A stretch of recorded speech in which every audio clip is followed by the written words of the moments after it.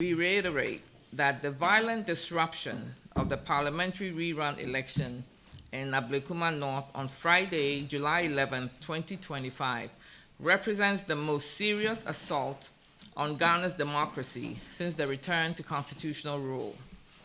The coordinated attacks on political figures, party agents, and journalists, followed by the shameful celebration of this violence by senior government officials, marks a dangerous turning point that demands immediate and decisive action.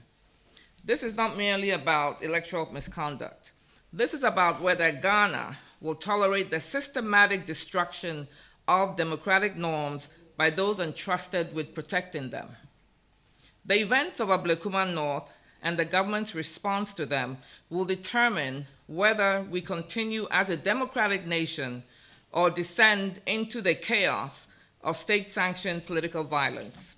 At St. Peter's Society Methodist Church polling station in Odoko, a coordinated group of individuals arrived with vehicles and motorbikes to unleash brutal attacks on participants in the democratic process. Honorable Mavis Hawakumsun, former Member of Parliament, was subjected to physical assault and degrading treatment that no Ghanaian should ever endure. Our NPP parliamentary candidate, Nanekria Owusu-Afriyie, sustained facial injuries while requiring medical attention. Also attacked were Dakwa Newman, former MP for Kaikwe South, and a female party agent, while voters and electoral officials fled in terror. The violence was not confined to one location. At the Awoshi DVLA polling station, NDC thugs, dressed in brown uniforms, deliberately posed as security personnel in a calculated attempt to deceive voters and officials. When apprehended by police and asked for identification, they could provide none, exposing their fraudulent impersonation of state security forces.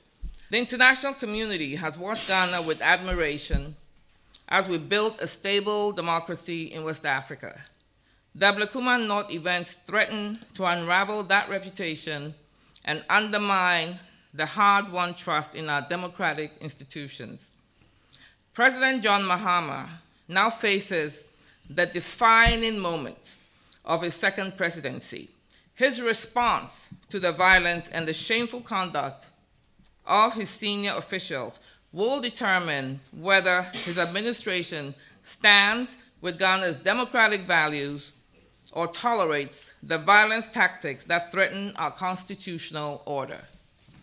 The president cannot remain silent while members of his government celebrate violence against opposition figures.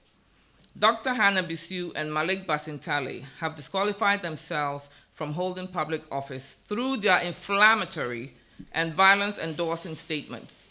Their continued presence in government sends a dangerous message that the Mahama administration condones political violence.